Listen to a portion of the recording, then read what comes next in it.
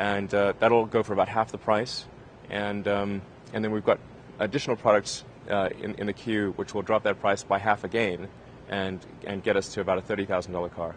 With Solar City, the idea there is to help solve the production side of electricity. So it's all well and good if you've got electric cars, but how do you produce the electricity?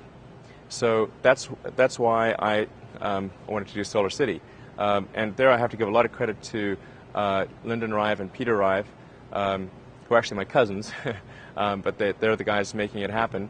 And although I contributed to the initial idea, that's really just a small part of the equation. As Edison said, it's 1% inspiration, 99% perspiration.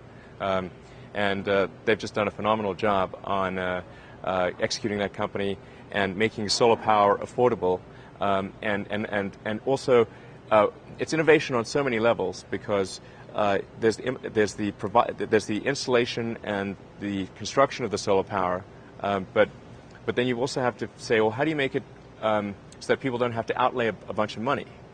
Because solar power is very much a cost of capital type of business. Because once you've paid for it, there's no fuel. So it's really, how do you reduce the cost of capital for buying the thing in the first place? And they've come up with some very innovative financial tools. Working with Morgan Stanley, they set up a $300 million fund that allows people to establish solar power with no money down. So, I mean, how do you like this proposition? You put no money down, and your electricity bill goes down. What's not to like? What's not to like, exactly. So they're growing like gangbusters. It's a little intense.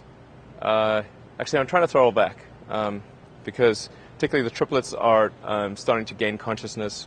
They're almost 2, and well, before kids gain consciousness, they don't